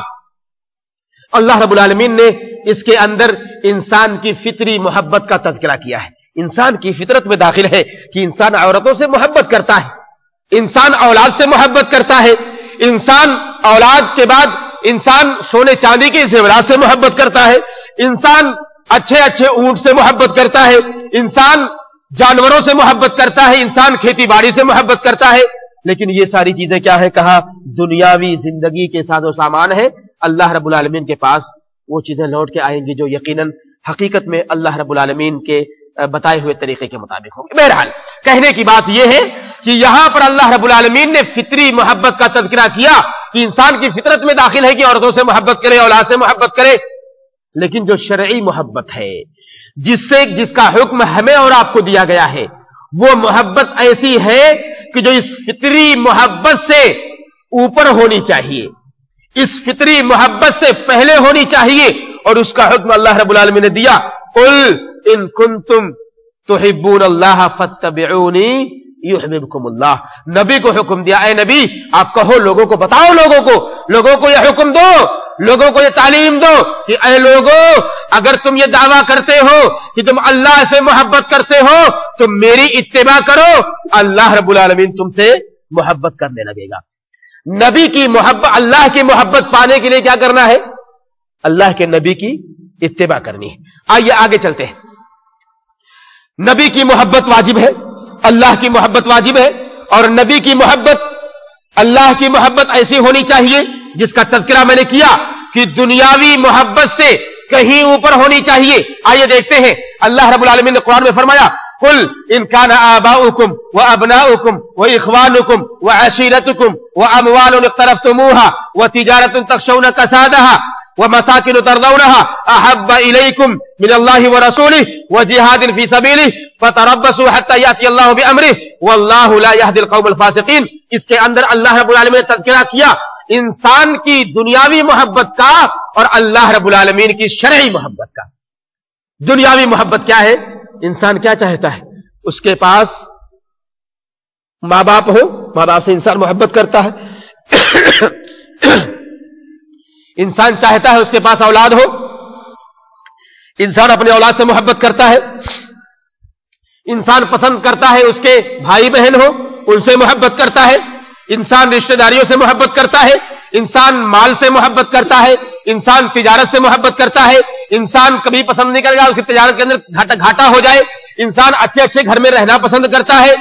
ان ساری پسند کا تذکرہ کرنے کے بعد اللہ رب العالمین نے کہا لوگوں اگر یہ ساری محبتیں جو دنیاوی محبتیں ہیں تمہاری یہ محبتیں اللہ اور اس کے رسول کی محبت پر مقدم ہوں گی تو یاد رکھو اللہ رب العالمین کی طرف سے آنے والے کسی حکم کا انتظار کرو, اللہ رب العالمین کی طرف سے آنے والے کسی عذاب کا انتظار کرو. اور یقینی بات ہے یہ کہ جب انسان اللہ اور اس کے رسول کی محبت کو مقدم نہیں کرے گا, اپنی دنیاوی محبتوں کو مقدم کر دے گا, اپنی رشتہ داریوں کی محبت کو پہلے لائے گا, اپنے نفس کی محبت کو پہلے لائے گا, اپنی بیوی کی محبت کو پہلے لائے گا, اپنے مال کی محبت کو پہلے لائے گا, اپنی دنیاوی زندگی کی کسی بھی محبت کو پہلے لائے گا, اللہ اور اس کے رسول کی محبت کو پیچھے چھوڑ دے گا, تو اللہ رب العالمین کا عذاب ایسے آدمی کے اوپر آنے کا ڈر ہے. ایسے آدمی کے لیے اللہ رب العالمین کا عذاب آنے کا ڈر ہے. آئیے دیکھتے ہیں اللہ کے نبی محمد الرسول اللہ صلی اللہ علیہ وسلم کی روایت کیا کہتی ہے. کہتے ہیں امام بخاری نے اپنی صحیح کے اندر نقل کیا, حضرت ابو ہریرہ راوی حدیث کہتے ہیں کہ اللہ کے نبی محمد الرسول اللہ صلی اللہ علیہ وسلم نے بیان کیا فوالذی نفسی بیدہ لا یؤمن احدکم حتی اکون احب الیہ من والدہ وولدہ والناس اجمعین. اللہ کی قسم ہے اس ذات کی جس کے ہاتھ میں میری جان ہے, تم میں سے کوئی آدمی اس وقت تک مکمل ایمان والا ہو ہی نہیں سکتا جب تک کہ میں اس کی نظر میں, اس کے نزدیک, اس کے ماں باپ سے, اس کی اولاد سے بھی زیادہ محبوب نہ ہو جاؤ. थोड़ी सी बात है, रिवायत है हजरत उमर की बात है, बड़ी मशहूर सी बात है, सुनते रहते होंगे। रावी हदीस बयान करते हैं, कहते हैं कि अल्लाह के नबी मोहम्मद रसूलुल्लाह सल्लल्लाहु अलैहि वसल्लम हजरत उमर का हाथ पकड़े हुए थे। और मोहब्बत जब होती है किसी से तो इंसान उसके साथ चलता है, उससे गुफ्तगू करता है, उसके पास बैठता है, उससे कुछ अच्छी बातें करता है। अल्लाह के नबी को मोहब्बत थी, हजरत उमर से हाथ पकड़े हुए चल रहे थे। हजरत उमर को बड़ा अच्छा लगा कि नबी मेरा हाथ पकड़े हुए हैं, सोचा होगा लाओ कुछ अच्छी बात कह दूं। हजरत उमर ने कहा कि ऐ अल्लाह के नबी सल्लल्लाहु अलैहि वसल्लम, आप मेरी नजर में इतना ज्यादा अजीज है, सबसे ज्यादा महबूब है, दुनिया की तमाम चीजों से ज्यादा महबूब है सिवाय मेरे नफ्स के। अल्लाह के नबी सल्लल्लाहु अलैहि वसल्लम, हजरत उमर ने तो एक अच्छी बात कही, उन्हें तो खुशी हुई होगी कि माशाअल्लाह ऐसी बात कह दी है कि पूरी दुनिया की मोहब्बत को पीछे छोड़ा, नबी की मोहब्बत को मुकद्दम कर दिया, मगर अपने नफ्स को पहले रखा नबी की मोहब्बत पर। नबी ने कहा ऐ उमर, जब तक कि मैं तुम्हारी नजर में तुम्हारे नफ्स से भी ज्यादा महबूब ना हो जाऊं। हजरत उमर ने कहा ऐ नबी मोहम्मद रसूलुल्लाह सल्लल्लाहु अलैहि वसल्लम, अल्लाह की कसम है अब आप मेरी नजर में मेरे नफ्स से भी ज्यादा महबूब। ये बात बता रहा हूं मैं सिर्फ ये साबित करने के लिए कि नबी की मोहब्बत, अल्लाह की मोहब्बत दुनिया की तमाम मोहब्बतों से ऊपर होनी चाहिए। और इंसान जो बिदअतों में गिरफ्तार होता है इसी मोहब्बत को ना समझ पाने की वजह से, इसी मोहब्बत को ना समझ पाने की वजह से। और आदमी जब मोहब्बतों में गिरफ्तार होता है तो ऐसी सूरत में उल्टी सीधी हरकतें कर बैठता है जो यकीनन इस्लाम ने उससे रोका है या मना किया है। आइए देखते हैं। हसन बसरी रहमहुल्लाह बयान करते हैं बड़ी प्यारी बात, कहते हैं ज़अम कौमुन, एक कौम ने यह गुमान किया कि वो अल्लाह से मोहब्बत करते हैं। एक कौम ने यह गुमान किया कि वो अल्लाह से मोहब्बत करते हैं, तो अल्लाह रब्बुल आलमीन ने इस आयत करीमा को नाजिल करके उनको आजमा लिया। आयत करीमा क्या थी, मैंने बयान किया, कुल इन कुंतुम तुहिब्बूनल्लाह फत्तबिऊनी युहिब्बुकुमुल्लाह। अल्लाह रब्बुल आलमीन ने यह आयत नाजिल कर दी कि ऐ फलां शख्स, अगर तू अल्लाह से मोहब्बत का दावा करता है तो नबी की इत्तिबा कर, अल्लाह तुझसे मोहब्बत करेगा। अब आजमाइश में जब आदमी पड़ गया, फैसला आदमी कर सकता है, हमें अगर अल्लाह से मोहब्बत है तो हमें नबी की इत्तिबा की जरूरत है, नबी की पैरवी की जरूरत है। अगर हम नबी की पैरवी करते हैं, नबी की इत्तिबा करते हैं, तो यकीनन हम अपने इस दावे के अंदर सच्चे हैं। और अगर हम नबी की इत्तिबा नहीं करते, नबी की पैरवी नहीं करते, तो लाख दावे कर तो करो अपनी जुबान से, लाख नारे लगाओ या रसूल अल्लाह के, लाख नारे लगाओ मोहब्बत रसूल के, अल्लाह की कसम है अल्लाह रब्बुल आलमीन तुमसे मोहब्बत नहीं कर सकता। यह जरूरी है मोहब्बत अल्लाह की पाने के लिए कि बंदा अल्लाह के नबी की इत्तिबा करे। दलीलें इस पर बेशुमार हैं, वक्त नहीं वरना इसका भी तज़किरा करता। बेशुमार दलीलें हैं कि अल्लाह रब्बुल आलमीन ने रहनुमाई की है कि लोगों अल्लाह के नबी की मेरी इताअत करो और अल्लाह के नबी मुहम्मदुर रसूलुल्लाह सल्लल्लाहु अलैहि वसल्लम की इताअत करो। नबी की मोहब्बत दो चीजों के जरिए जाहिर होती है, यह बहुत इंपॉर्टेंट चीज है। दो चीजों के जरिए, एक तो नबी की इत्तिबा के जरिए, नबी की पैरवी के जरिए, नबी के नक्शे कदम पर चलकर, और दूसरा नबी की ताज़ीम करके, नबी का अदब व एहतराम करके, नबी की इज्जत, नबी के मकाम और मर्तबे को समझकर भी बंदा नबी से मोहब्बत का सबूत देता है। पहले मामले में इंसान नाकाम होता है और दूसरे मामले के अंदर बंदा गुलू का शिकार होता है। और यहीं से यह नुक्ता मैं छेड़ना चाहता हूं कि यहीं से जाके जब नबी के मकाम और मर्तबे की बात होती है तो उसको बयान करने के लिए बंदा कसीदा खानी करता है, बंदा नात गोई करता है, तो वहां पे जाके आदमी बिदअतों में गिरफ्तार हो जाता है, यहां तक कि शिर्क के दायरे में दाखिल हो जाता है।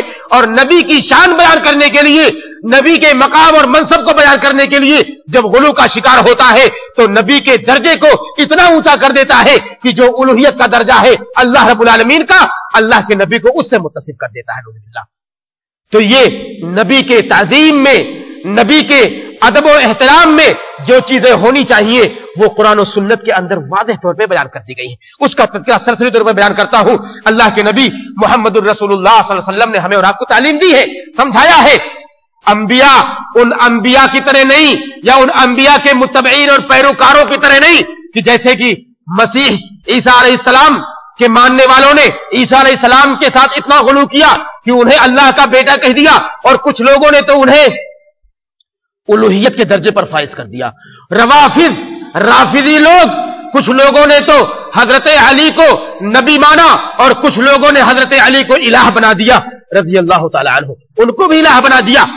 ये सूरत हाल पैदा हुई। मगर इस उम्मत के अंदर, उम्मत मोहम्मदिया को अल्लाह के नबी मोहम्मदुर रसूलुल्लाह सल्लल्लाहु अलैहि वसल्लम ने कदम कदम पर तालीम दी है, चल करके समझाया है, हाथ पकड़ कर बताया है कि ऐसा करना चाहिए, ऐसा नहीं करना चाहिए, ऐसा करोगे सही होगा, ऐसा करोगे गलत होगा। एक आदमी आया नबी के दरबार में, आता है एक आदमी, हजरत अनस इब्ने मालिक रावी हदीस कहते हैं, अन्न रजुलन काल, एक आदमी ने अर्ज किया अल्लाह के नबी सल्लल्लाहु अलैहि वसल्लम की बारगाह में, कहा या मोहम्मद या सैयदना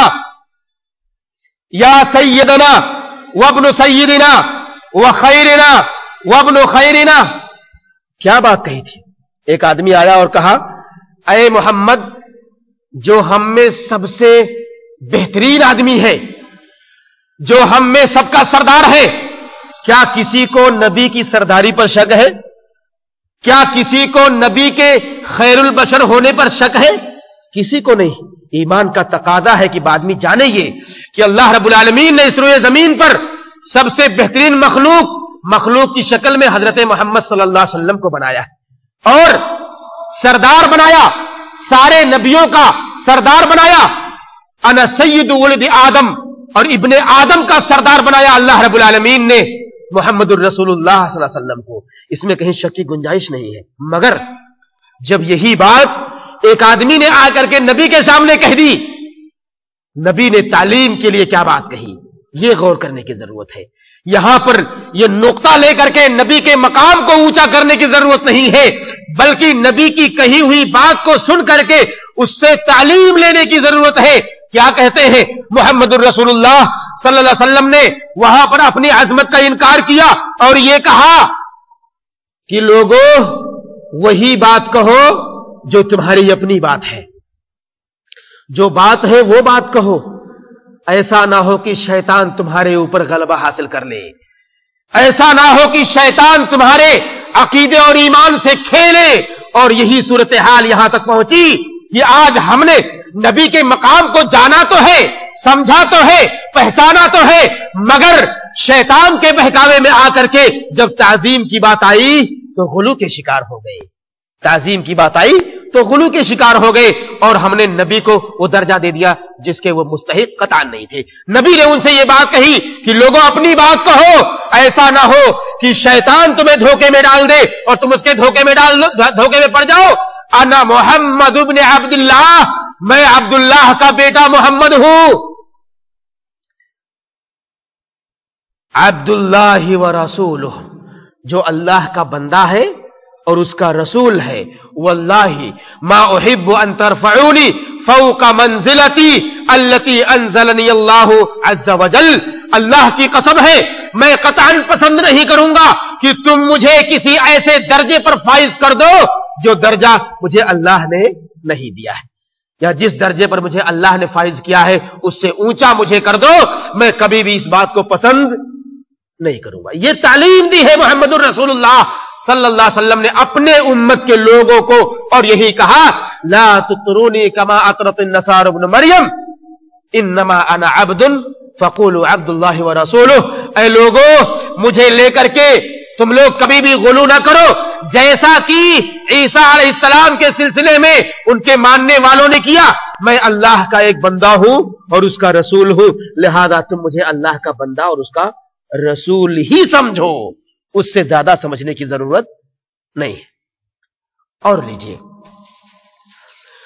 बात तो समझ में आ गई, और मैं समझता हूं एक अक्लमंद होशियार के सामने अगर यह बात कही जाए कि मुहम्मदुर रसूलुल्लाह सल्लल्लाहु अलैहि वसल्लम ने अपने मकाम और अपने मनसब को बताया और लोगों को यह तालीम दी कि लोगों गुलू करने की जरूरत नहीं है, तो उम्मत के अंदर ऐसे लोग पैदा हुए जिन्होंने नबी की जात को इतना ऊंचा कर दिया, اتنا اونچا کر دیا کہ الوہیت کے درجے پر پہنچا دیا. چند ایک مثال دیتا ہوں اور اپنی بات کو آگے لے کے چلتا ہوں. بوصیری ایک شاعر، مصر کا شاعر، 608 ہجری میں پیدائش، 696 ہجری میں وفات. بوصیری ہمارے یہاں ہندوستان، پاکستان، بنگلہ دیش کے اندر بالخصوص اس کے قصیدے بڑے پڑھے جاتے ہیں، قصیدے بردہ کے نام سے. شاید لوگوں نے دیکھا بھی ہو، بڑی لال پیلی کتابوں میں ایڈیشن میں اچھے اچھے آتے ہیں ماشاءاللہ یہ. اور مارکیٹ کے اندر آپ دیکھیں، یا اللہ، نایاب ہوتے ہیں. کبھی کبھی ایسا ہوتا ہے بالخصوص جب میلاد کی محفل آتی، قریب ہے وقت، آج کل تو رنگ لگا ہوگا اس کا، اور ایک یعنی اتنی بڑی تعداد لوگ خریدتے ہیں اس کو. اور اس بوصیری نے جو قصیدے بردہ کے نام سے مشہور ہے، اس بوصیری نے اپنے اکثر اشعار نبی صلی اللہ علیہ وسلم کی مدح میں کہے ہیں. کیا نبی کی تعریف میں کوئی کلمات ادا کرنا جرم ہے؟ نبی کی تعریف میں کوئی آدمی کوئی بات کہے تو کیا گناہ کرتا ہے؟ اللہ کی قسم ہے کبھی گناہ نہیں کرتا، بلکہ اس سے نبی کی محبت کی دلیل ہے کہ نبی کے مقام منصب کو جانے اور نبی کے صفات کا تذکرہ کرے، نبی کے اعمال کا تذکرہ کرے، آپ کے شمائل کا تذکرہ کرے. بڑی پیاری چیز ہے، بڑی اچھی بات ہے. غلطی کہاں ہوتی ہے کہ جب بندہ غلو کا شکار ہوتا ہے. اس آدمی نے کیا کیا؟ نبی کی مدح میں بہت سارے قصیدے لکھے، غلطی کی، ایک جگہ غلطی کی. کیا کہتا ہے؟ یا اکرم الخلق مالی من الوذ به، یا اکرم الخلق مالی من الوذ به سواک عند حدوث الحادث العممی. کہتا ہے یہ بندہ، اے اکرم خلق، اے سب سے بہترین مخلوق اس دنیا کی. بات بڑی پیاری ہے. یقیناً نبی صلی اللہ علیہ وسلم دنیا کی سب سے بہترین مخلوق ہے. جب کہا یا اکرم الخلق، دل کو سکون ملا کہ نبی کی مدح میں بات ہو رہی ہے. آگے کیا کہتا ہے؟ آگے کہتا ہے یا اکرم الخلق، میرے پاس ایسا کون سا سہارا ہے جب دنیا کے اندر حوادث آ جائے، جب دنیا کے اندر پریشانیاں آئے، دنیا تکلیف کا شکار ہو، تو تیرے سہارے کے سوا میرا کون سہارا ہے؟ میں کس کے پاس اپنی حاجت کو لے کے جاؤں؟ آگے یہی بندہ کہتا ہے فَإِنَّ مِن جُودِكَ الدُّنْيَا وَضَرَّتَهَا، تیرے کرم سے، تیرے جود سے اس دنیا کا وجود ہے، اور دنیا کی ہریالی ہے، دنیا کے اندر خوشحالی ہے، اور تیرے علم سے علم لوح و قلم ہے. کتنا غلو ہے اس کے اندر. نبی کی ذات کو اس دنیا کے بقا کا ضامن بتا دیا. نبی کے علم کو اللہ رب العالمین کا علم جو لوح و قلم ہے، جہاں اللہ رب العالمین نے انسان کی تقدیروں کو لکھا ہوا ہے، اس علم کو اللہ رب العالمین کا علم قرار دے دیا، اللہ کے نبی کا علم قرار دے دیا. بتائیے یہ غلو یہاں تک پہنچی کہ یہ سارے اشعار شرکیہ اشعار ہو گئے. اور وہی جب ہم اپنی زبان میں کہتے ہیں، ایک ہندوستان یا پاکستان کا مولوی جب اس کا اردو میں ترجمہ کرتا ہے تو کہتا ہے وہی جو مستوی عرش تھا خدا بن کر اتر پڑا ہے مدینے میں مصطفیٰ بن کر. کتنی عجیب بات ہے، کتنی عجیب بات ہے. عرش پر کون مستوی ہے؟ الرحمن ہوا، اللہ رب العالمین عرش پر مستوی ہے. اللہ کی ذات عرش پر مستوی ہے. نبی کی ذات کبھی بھی عرش پر نہیں رہی، نہ تو اس پر تھی اور نہ کبھی پہنچ سکتی ہے. یہ ایمان اور عقیدے کی بات ہے، یہ انسان کے عمل کی کوتاہی نہیں، عقیدے کی کوتاہی ہے. اللہ کی قسم ہے بہت بڑی کمزوری ہے یہ. بندہ اگر اس کو بھی نہ سمجھ پائے تو اس کے لیے کیا کیا جائے، کتنا رونا رویا جائے اس کے لیے. عقیدے کے اندر خلل اللہ رب العالمین قطعاً برداشت نہیں کرتا. بہرحال اس طرح کی ایک نہیں بے شمار ایسے اشعار ہیں جو آج امت کے اندر ہمارے اور آپ کے بیچ میں پڑھے جاتے ہیں، ان کا ورد ہوتا ہے اور ان کو گایا جاتا ہے، ان کو پڑھا جاتا ہے. الغرض یہ ساری باتیں ایسی تھیں جو میں نے آپ کے سامنے رکھی، جو بدعت کے حوالے سے، سنت کے حوالے سے، اور پھر ان کے ردود کے حوالے سے، محبت نبی کے حوالے سے، اتباع رسول کے حوالے سے، اس کے اندر غلو اور اس کے مثالیں میں نے آپ کے سامنے رکھی.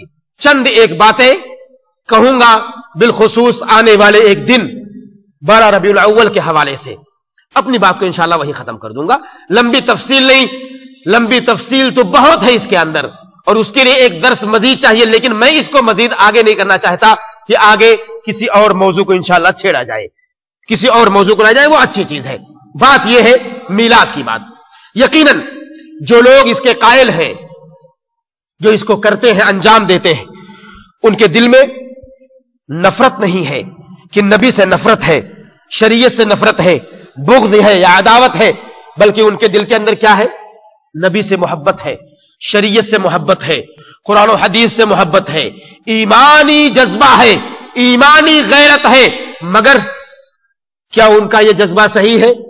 کیا ان کا یہ جذبہ درست ہے؟ کیا ان کی یہ ایمانی غیرت کام آئے گی؟ اگر وہ قرآن و سنت کے مطابق نہیں ہے تو کیا یہ ان کا عمل انہیں بچائے گا؟ اللہ کی قسم ہے کبھی نہیں بچائے گا جب تک کہ قرآن و سنت کے مطابق ان کا یہ عمل نہ ہو جائے۔ آئیے دیکھتے ہیں، اس کی سرسری طور پر ایک تاریخ دے دوں، علماء نے اس کے بارے میں کیا لکھا اور کیا کہا، کہ اس کی ابتدا یا اس کے اندر کیا باتیں آئی۔ محمد الرسول اللہ صلی اللہ علیہ وسلم کا زمانہ، صحابہ کرام کا زمانہ، تابعین کا زمانہ، تبع تابعین کا زمانہ، قرون مفضلہ، 3 قرون مفضلہ گزر گئے، اس کا وجود تک نہیں۔ اس کے بعد 4 صدی ہجری کے اندر دولت فاطمیہ عبیدیہ، جنہوں نے اپنے آپ کو حضرت علی کے اولاد ہونے کا دم بھرا اور ان سے اپنی قربت کو ظاہر کیا کہ ہم حضرت علی کے اولاد سے ہیں، علی مرتضیٰ کی اولاد سے ہیں، انہوں نے اپنے آپ کو ثابت کیا، اور وہیں سے ان لوگوں نے اس بدعت کو ایجاد کیا۔ کیسے؟ امام سخاوی رحمہ اللہ کہتے ہیں، سب سے پہلی چیز جو عمل المولد الشریف لم ينقل عن احد من السلف الصالح في القرون الثلاثه الفاضله، امام سخاوی رحمہ اللہ کہتے ہیں کہ مولد کے بارے میں، میلاد کا عمل 3 قرون مفضلہ کے اندر اس کا وجود نہیں تھا، 300 صدی کے اندر اس کا وجود نہیں تھا۔ کہا انما حدث بعد، اس کے بعد اس کا وجود ہوا، اس کے بعد اس کا وجود ہوا۔ یہ کیسے ہوا؟ میں نے کہا کہ فاطمی عبیدی، جنہوں نے اپنے آپ کو حضرت علی کے اولاد ہونے کا دم بھرا، انہوں نے 6 موالد کا ایجاد کیا۔ محمد الرسول اللہ صلی اللہ علیہ وسلم کی میلاد، حضرت علی کی میلاد، حضرت حسن اور حسین اور فاطمہ کی میلاد، 6۔ ان 6 میلاد کو انہوں نے ایجاد کیا، عمل کرتے رہے، لیکن یہ مختصراً تھا، لمبی چوڑی تفصیل اس کے اندر نہیں ملتی کہ بڑا چوڑا بہت زیادہ اہتمام کیا ہو یا بہت زیادہ اس کو عروج دیا۔ اس کو عروج ملتا ہے 600 صدی کے بعد، 600 صدی کے بعد اس کو عروج ایسا ملا۔ ایک بادشاہ، اربل کے زمانے کا بادشاہ مظفر، اس نے اسے ایسا وجود دیا کہ وہ بڑا اہتمام کیا، کھانے کا، پینے کا اور حلویات کا، چاشنی اور مٹھائیوں کا ایک لمبا چوڑا انبار لگایا اور لوگوں کو اس کی طرف دعوت دی، اس کو بلایا۔ یہ ایک مختصراً اس کی تاریخ ہے، تاریخ تو بہت لمبی ہے اور بڑی تفصیلی ہے، لیکن اس کو چھوڑیے، آئیے ہم دیکھتے ہیں یہ لوگ جو یہ کرتے ہیں بیچارے، اللہ رب العالمین ہم سب کو ہدایت سے نوازے۔ یقیناً دل کے اندر نبی کی محبت کا جذبہ ہوتا ہے، عقلی طور پر چند ان کے شبہات ہیں، عقلی طور پر عقل کہتی ہے اس لیے اس کو مانتے ہیں، اور عقلی طور پر جب بندہ کوئی بات کہتا ہے تو اس کا جواب بھی عقل سے ہی دیا جاتا ہے تاکہ اس کو سمجھ میں آئے۔ کہتے ہیں کہ میلاد یہ دراصل سالانہ یادگار ہے، میلاد دراصل سالانہ یادگار ہے، اور اس کے منانے سے نبی کی محبت میں اضافہ ہوتا ہے۔ عقل کہتی ہے کہ سال میں جب ایک بار نبی کی یاد میں نبی کی پیدائش کا دن منائیں گے تو نبی کی محبت میں اضافہ ہوتا ہے۔ مسلمانوں کو عقل ہماری یہ کہتی ہے کہ مسلمانوں کو نبی کے یاد کرنے کے لیے ایک دن کافی نہیں ہے۔ نبی تو ایسے ہیں کہ جنہیں ہر وقت یاد کرنا چاہیے، ایک دن پورے سال سوتے رہو، ایک دن آئے تو کہو نبی کی یاد میں ہم یہ محفل رچ رہے ہیں۔ ہماری عقل یہ کہتی ہے کہ نبی کی یاد میں تو ایک لمحہ گزارنا بھی ہمارے لیے باعث سعادت ہے، باعث فخر ہے اور باعث اجر و ثواب ہے کہ بندہ نبی کی یاد میں، نبی کی محبت میں ایک پل بھی گزارے تو یہ عقل کی بات ہے، اور نبی پر درود پڑھتا رہے بندہ۔ یہ لوگ کہتے ہیں عقلی طور پر کہ میلاد کی محفلوں میں شمائل محمدیہ کا تذکرہ ہوتا ہے، نبی کے صفات کو گنایا جاتا ہے، پھر وہی بات عقل سے کہی جاتی ہے کہ نبی کے صفات کو بیان کرنے کے لیے ایک دن کافی نہیں ہوتا. نبی کے صفات تو ایسے ہیں کہ پوری تاریخ بھری پڑی ہے، پورا سال گزر جائے نبی کی تاریخ ختم نہ ہو. اور نبی کی تاریخ سننے والوں کے لیے چاہیے کہ ایک دن نبی کی تاریخ نہ سنے بلکہ اس کو پڑھیں، روزانہ پڑھیں، یومیہ پڑھیں، اس کو غور کریں، اس پر غور کریں اور اس کے مطابق اپنی زندگی کو ڈھالیں. یہ اصل مقصد ہے. لوگ کہتے ہیں کہ پیدائش پر خوشی کا اظہار کرنا ایمان کی دلیل ہے. پیدائش پر خوشی کا اظہار کرنا ایمان کی دلیل ہے. خوشی اللہ کے رسول کی ہے. ہم کہتے ہیں عقلی طور پر خوشی اللہ کے رسول کی ہے. خوشی اس دن کی نہیں ہے، اس دن کی خوشی نہیں ہے. خوشی کس کی ہے؟ نبی کی خوشی ہے. نبی کی خوشی میں آپ جتنے جلسے کرنے ہیں کرو، نبی کے صفات ان کے شمائل بیان کرنے کے لیے جتنے پروگرام کرنے ہیں کرو، کوئی نہیں روکے گا. لیکن دن متعین کر کے کہ نبی کی پیدائش آج کے دن ہوئی ہے اس لیے یہ کام کیا جائے، نبی کے پیدائش والے دن کی عظمت نہیں ہے، نبی کی عظمت ہے. نبی کی عظمت ہمارے دلوں میں ہونی چاہیے. اس کو ظاہر کرنے کے لیے روڈ پر کھڑے ہو کر کے نعرے لگانے کی ضرورت نہیں ہے. اسی طرح سے کہتے ہیں لوگ کھانا کھلانا اس دن اجر و ثواب کا باعث. کھانا کھلانا یقیناً بلا شبہ اللہ کے نبی صلی اللہ علیہ وسلم نے بڑی برکتیں اور بڑے ثواب کی بات کی ہے کہ کھانا کھلانا ایک اجر کا کام ہے، ثواب کا کام ہے. مگر اس دن خاص کر کے اس کے لیے ہمیں دلیل کی ضرورت ہے، ہمیں دلیل کی ضرورت ہے. اور بندہ وہ عقیدہ، وہ اصول آپ دیکھیے جو اصول میں نے شروع میں بیان کیے تھے. اصولی طور پر کوئی بھی عمل اگر بندہ تقرب اللہ کے لیے کرتا ہے، اللہ کی قربت پانے کے لیے کرتا ہے بندہ، تو اس کے لیے دلیل کا ہونا ضروری ہے. کوئی بھی عمل اگر بندہ اللہ کے قریب جانے کے لیے کرتا ہے تو اس کے لیے دلیل کی ضرورت ہے. اور یہاں پر اس دن کھانا کھلانا بلا شبہ اللہ رب العالمین کے قربت کے لیے بندہ کرتا ہے جس پر کوئی دلیل نہیں ہے. یہ چند ایک باتیں ہیں جو عقلی طور پر بندہ کرتا ہے تو اس کا جواب عقلی طور پر دیا جاتا ہے.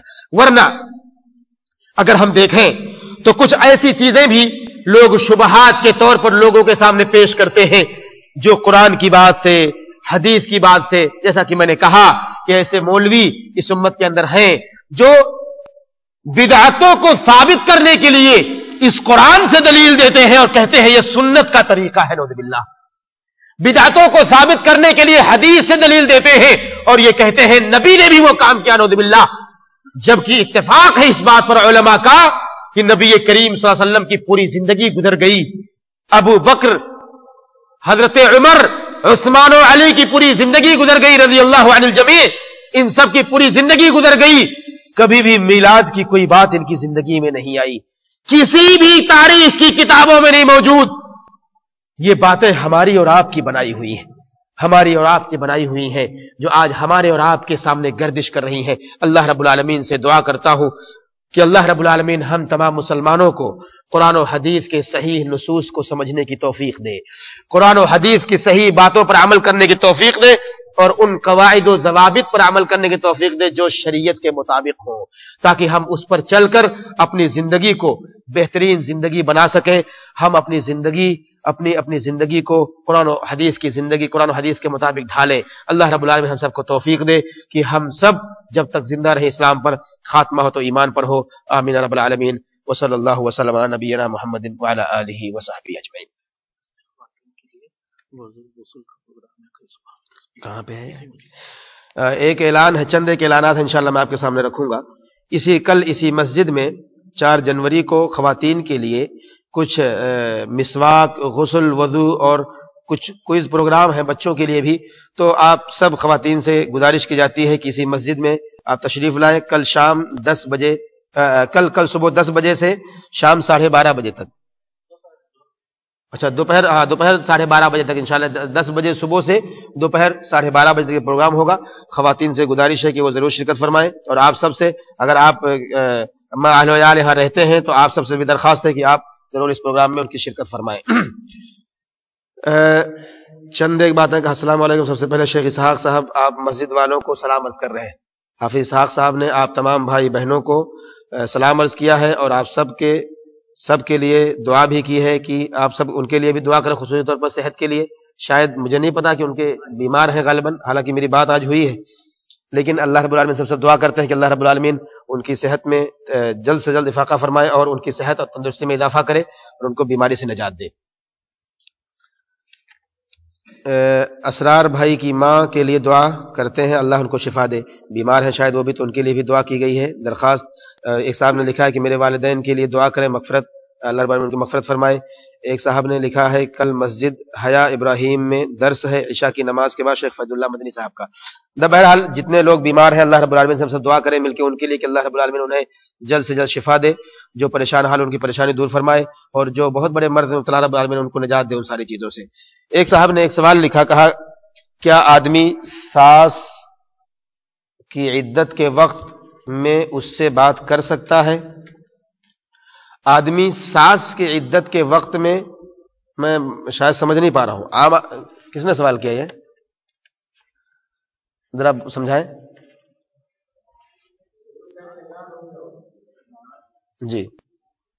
جی بات کرنے بالکل کر سکتے ہیں، عدت کے اندر بات کرنے میں کوئی ممانعت نہیں ہے.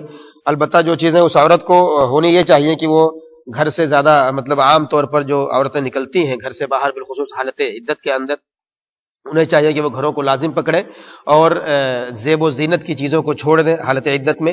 البتہ بات کرنے کی ممانعت نہیں ہے، بات حسب ضرورت زیادہ نہ کریں کہ مطلب بہت زیادہ بات ہو جائے اور وہ چیز جو ایک غم سے نڈھالی اس کے اندر جو صفت ہے وہ چیز یعنی ختم ہو جائے. ایسا نہیں ہونا چاہیے، بلکہ اگر وقت ضرورت آدمی بات کرتا ہے تو انشاءاللہ اس میں کوئی حرج کی بات نہیں. کیا لڑکا یا لڑکے کے گھر والے لڑکی کے لیے اپنی خوشی سے سونے کے زیورات لے سکتے ہیں؟ اسی طرح لڑکی کے لیے کپڑے اور دوسرا ساز و سامان لے سکتے ہیں جبکہ صرف بات طے ہوئی ہے اور نکاح نہ ہوا ہو؟ کیونکہ عام طور پر ہمارے ملک میں ایسا ساز و سامان شادی سے پہلے خریدا جاتا ہے. یہ ایک ایسا مسئلہ ہے جو بڑا سنگین ہے. عام طور پر جسے یوں کہیں کہ منگنی والی بات ہے، یہ منگنی میں عام طور پر بہت سارے تام جھام ہوتے ہیں، لمبے چوڑے خرچ ہوتے ہیں اور اس کے لیے بڑا لمبا چوڑا اہتمام ہوتا ہے، دعوتیں ہوتی ہیں. جبکہ منگنی کو صرف اس لیے مشروع کیا گیا ہے تاکہ آدمی اس کے ذریعے سے پہچانے ایک دوسرے کو، اور یہ تقدم ہے، آگے بڑھنے کا ایک اسٹیپ ہے کہ آدمی جب یہاں اس رشتے کی بنیاد ڈالتا ہے تو آگے اس کے ذریعے سے قدم بڑھاتا ہے. یہ اصل مقصد ہے. اور اللہ کے نبی محمد الرسول اللہ صلی اللہ علیہ وسلم کی روایت اس کے لیے بہت واضح ہے کہ ایک صحابی نے منگنی کی تو اللہ کے نبی صلی اللہ علیہ وسلم نے سے پوچھا کیا تم نے دیکھا اپنی ہونے والی بیوی کو جس سے تم نکاح کرو گے، اس کو دیکھا؟ انہوں نے کہا نہیں اللہ کے نبی صلی اللہ علیہ وسلم. تو اللہ کے نبی صلی اللہ علیہ وسلم نے کہا کہ تم اسے دیکھ لو، اس لیے کہ یہ زیادہ بہتر ہے، ہو سکتا ہے کہ تمہارے بیچ محبت پیدا ہو جائے. تو آدمی دیکھے. تو یہ اصل مقصد یہ ہے یہاں پر کہ تقدم، آگے بڑھنا، رشتے کو آگے بڑھانا اس منگنی کے ذریعے. البتہ جو ہمارے ہاں رواج ہے عام طور پر کہ لمبے چوڑے خرچ کیے جاتے ہیں، سونے چاندی کے زیورات دیے جاتے ہیں یا لین دین ہوتا ہے، یہ ساری چیزیں یہ ہماری اور آپ کی بنائی ہوئی رسمیں ہیں جس کا شریعت سے کوئی ثبوت نہیں. ہمیں چاہیے کہ اگر انسانیت کے ناطے، خوشی کے ناطے ایک دوسرے کو اگر دے دے ہلکی پھلکی چیزیں تحفے تحائف کی شکل میں، تو یہ لین دین اس معنی میں اگر ہو جائے تو کوئی حرج نہیں ہونا چاہیے، لیکن اس کو ایک بوجھ بنا دیا جائے جیسا کہ چل رہا ہے ہمارے معاشرے کے اندر، تو یہ قطعاً جائز اور صحیح نہیں ہوگا. کیا ایسی شادی میں جا سکتے ہیں جس میں عورتوں اور مردوں کا حال تو علیحدہ ہو لیکن خصوصاً ہماری شرکت کے لیے تھوڑی دیر گانے وغیرہ بند کر دیے جائے پر دولہے کی تصویر اور ویڈیو بنائی جا رہی ہو؟ اصل میں دیکھیے شادیوں میں شرکت کا جو مسئلہ ہے، شرکت یہ آپ کا اپنا معاملہ ہے اور اس کے اندر جو بھی عمل ہو رہا ہے وہ ان کا اپنا معاملہ ہے. جو انسان جیسا کرے گا اس کو اس کے مطابق اسے گناہ یا اس کا اجر ملے گا. اگر اچھا کرے گا تو اچھا اجر اور برا کرے گا تو برا اجر. آپ کا معاملہ یہاں پر یہ ہے کہ اگر آپ دیکھتے ہیں کسی منکر کو، کسی بری چیز کو جو شریعت کے خلاف ہے، تو ہونا یہ چاہیے جو اللہ کے نبی محمد الرسول اللہ صلی اللہ علیہ وسلم کی روایت ہے کہ انکار منکر کے 3 طریقے ہیں. انکار منکر کے 3 طریقے ہیں کہ آدمی سب سے پہلے اسے اپنے ہاتھ سے دور کرے، اگر نہیں کر سکتا اپنی زبان سے دور کرے، اگر نہیں کر سکتا تو اپنے دل سے اس کو برا جانے. ہاں آپ کو یہ چیزیں بری لگتی ہیں اور یقیناً لگنی بھی چاہیے. اسلام کے اندر قطعاً جائز نہیں کہ فوٹوگرافی کی جائے، تصویر کشی کی جائے، یا وہاں پر ناچ گانے ہوں، یا وہاں میل ملاپ ہو، مردوں عورتوں کا ایک ساتھ وہاں بیٹھک ہو. یہ چیزیں قطعاً جائز ہیں اسلام کے اندر. لیکن یہ صورتحال اگر پیش آ رہی ہے، آپ کو چاہیے، ہمیں چاہیے کہ ایسے موقع پر جائیں، لوگوں کو سمجھائیں، بتائیں، تعلیم دیں کہ یہ چیزیں غلط ہیں. اگر ہر بندہ بائیکاٹ کرتا رہے تو لوگوں کو شاید معلومات ہی نہ ہو اس کے بارے میں کہ یہ چیزیں کرنا بھی صحیح ہے یا نہیں صحیح ہے. تو کہیں کہیں تعلیم دینے کے لیے ضروری ہو جاتا ہے کہ ہم انہیں سمجھائیں، انہیں بتائیں کہ بھائی یہ عمل غلط ہے، اسلام کی نظر میں نہیں ہے، نہیں صحیح ہے. ہاں اگر طاقت نہیں ہے بولنے کی، ہاتھ سے دور کرنے کی، تو دل میں آپ برا جانیں. اور ایسی شادی میں اگر آپ شرکت بھی کر دیتے ہیں رشتہ داری یا قربت کی وجہ سے، اپنے بھائی کی شادی ہے، اپنی بہن کی شادی ہے، اپنے کسی قریبی رشتہ دار کی شادی ہے، کہ اگر نہیں جائیں گے تو آپ کے صلہ رحمی کے اندر کوئی کمی آئے گی، آپ کی رشتہ داریاں ٹوٹ جائیں گی، تو آپ دل کے اندر اس چیز کو برا جانتے ہوئے اگر شرکت کرتے ہیں تو اس میں کوئی حرج کی بات نہیں ہوگی. لیکن ایسے موقع پر بھی اگر آپ بائیکاٹ کر دیتے ہیں تو شریعت نے آپ کو یہ اختیار دیا ہے اور آپ بائیکاٹ کر سکتے ہیں. کیا دیور اپنی بھابھی سے تعزیت کرنے کے لیے بات کر سکتا ہے؟ اصل میں تعزیت کے لیے بات کرنا یہ ایک بڑا مسئلہ ہے. دیور یا عام آدمی کسی اجنبیہ سے جو اس کے لیے محرم نہ ہو، اس سے بات کرنا، چاہے وہ تعزیت کے لیے ہو یا غیر تعزیت کے لیے ہو، عمومی طور پر اسے روکا اور منع کیا گیا ہے.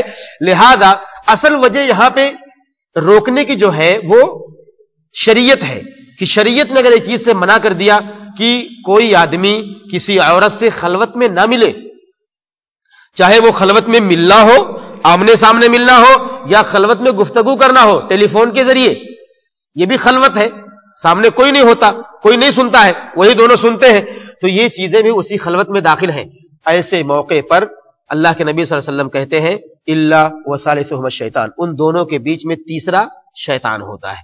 تو جس طرح سے عام زندگی کے اندر اللہ کے نبی صلی اللہ علیہ وسلم نے منع کیا ہے کہ دیور یہ ایک بھابھی کے لیے موت ہوتا ہے، بالکل ویسے ہی اس کے شوہر کی وفات کے بعد بھی اسی حالت میں وہ رہے گا، اس سے وہ چیز ختم نہیں ہوگی. تو چاہیے کہ کبھی بھی وہ بات نہ کرے اور اس سے دور ہی رہے. اور اگر حسب ضرورت وہ ساری چیزیں آپ مان کے چلیے، حسب ضرورت کہیں بھی معاملہ پیش آئے تو حسب ضرورت آدمی کسی سے بھی، چاہے وہ محرم ہو یا غیر محرم ہو، ضرورت کے مطابق بات کر سکتا ہے. اگر اسے یقین ہے کہ اس کے تعزیت کرنے پر کوئی گناہ کا خدشہ نہیں ہے تو انشاءاللہ وہاں تعزیت کرنے پر بھی کوئی اعتراض نہیں ہونا چاہیے. اسی طرح سے کہا کیا دعا کے بعد منہ پر ہاتھ پھیرنا اور صلاۃ تسبیح پڑھنا جائز ہے؟ جبکہ اکثر سعودیہ کے علماء کے مطابق یہ صحیح روایت سے ثابت نہیں اور بعض نے اسے بدعت قرار دیا ہے. بہرحال یہ بات آپ نے جواب خود ہی دے دیا، اس میں مجھے کہنے کی ضرورت نہیں ہے. سلام دعا مانگنے کے بعد ہاتھ پر چہرے پر ہاتھ پھیرنا، یہ تو آپ نے کہا کہ صحیح سند سے ثابت نہیں ہے، لیکن بہت سارے علماء نے اسے بدعت بھی کہا ہے. اگر ہم اسے بدعت نہ بھی کہیں تو کم سے کم ہمیں یہ معلوم ہونا چاہیے کہ جب صحیح سند سے ثابت نہیں ہے تو ہمیں چاہیے کہ کوشش کریں کہ ایسا کام نہ کریں. اور بعض علماء نے کہا ہے کہ چونکہ ایک ایسا امر ہے یہ کہ جس کے اندر اتنی بڑی قباحت نہیں ہے، تو اگر کوئی کرتا ہے تو اس کو نکیر نہیں کرنی چاہیے کہ اس کو منع کرے کہ بھائی یہ بدعت ہے، یہ حرام مت کرو. تو انشاءاللہ معاملہ اس میں میں سمجھتا ہوں کہ تھوڑا وسعت ہے، اور اگر کوئی کرے آپ تعلیم دے دیجئے، اس کو سمجھا دیجئے، لیکن اگر وہ مصر ہے تو آپ اسے بدعتی یا آپ اسے مشرک یا آپ اسے منکر مت کہیے. اگر کسی آدمی کے پاس لال رنگ کی شرٹ یا ٹی شرٹ ہو تو ان کا پہننا کیا جائز ہے؟ اور اگر نہیں پہن سکتے ہیں تو ان کپڑوں کا کیا کریں؟ جزاک اللہ خیرن. کہا کہ لال رنگ کا کپڑا پہننے میں کوئی ایسی قباحت شریعت نے تو نہیں رکھی کہ آپ لال رنگ کا کلر نہیں پہن سکتے، لیکن جو سادہ لباس ہوتا ہے وہ مومن کا ایک بہترین اچھا لباس، سفید لباس جو پسندیدہ لباس ہے، وہ آدمی کو چاہیے کہ کوشش کرے پہنے. کیونکہ عام طور پر جو رنگینیاں ہوتی ہیں، رنگین لباس ہوتے ہیں، ان رنگین لباسوں کے اندر ایک دوسرے بھی آدمی خود بخود اپنے ذہنوں کو لے کر کے، اپنی نظروں کو لے کر کے ہو سکتا ہے اس میں ہی مست ہو جائے، ہو سکتا ہے اس کے اندر ہی گھر جائے، اس کے اندر سمانے کی کوشش کرے، کیونکہ نظریں ہمیشہ اچھی چیزوں کا تعاقب کرتی ہیں، پیچھا کرتی ہیں. تو ہو سکتا ہے آپ کے اس لباس کی وجہ سے اوروں کو خلل واقع ہو جائے. تو آپ کوشش کریں کہ ایسے بھڑکیلے لباس نہ پہنے جو اوروں کی نظروں کا آپ ایک ایسا سبب بنے کہ جس کی وجہ سے کسی غلطی کا امکان ہو دوسرے کے لیے. تو آپ کوشش کریں اور اگر نہیں پہنتے تو آپ کسی کو دے دیجئے اسے, کسی غریب کو, کسی فقیر کو جو اسے پہنے, تو انشاءاللہ اس میں کوئی حرج کی بات نہیں. جزاکم اللہ خیرن, مبارک اللہ فیک. جی, نبی کی پیدائش اور وفات کے حوالے سے کیا کوئی صحیح روایت ہے یا نہیں ہے؟ اس میں جو اتفاق ہے علماء کا, ایک دم سارے علماء کا اتفاق, اور اس میں اختلاف کی کوئی بات نہیں ہے کہ نبی کی وفات کے تعلق سے ایک دم اتفاق ہے سارے لوگوں کا کہ 12 ربیع الاول کو نبی کی وفات ہوئی ہے. اس میں کہیں کسی مورخ نے اختلاف نہیں کیا. لیکن پیدائش کی تاریخ کے حوالے سے بہت اختلاف, بہت زیادہ اختلاف ہے, اور بہت سارے علماء نے 9 ربیع الاول کو راجح کیا ہے. بہت سارے علماء نے 9 ربیع الاول کو نبی کی پیدائش کا دن مانتے ہوئے اس کو راجح کیا ہے. البتہ اور بھی بہت سارے علماء نے 12 ربیع الاول کو بھی پیدائش مانا ہے. یہ مسئلہ مختلف فی ہے ان کی پیدائش کا, لیکن متفق علیہ مسئلہ ہے آپ کی وفات کی 12 ربیع الاول ہی کو آپ کی وفات ہوئی.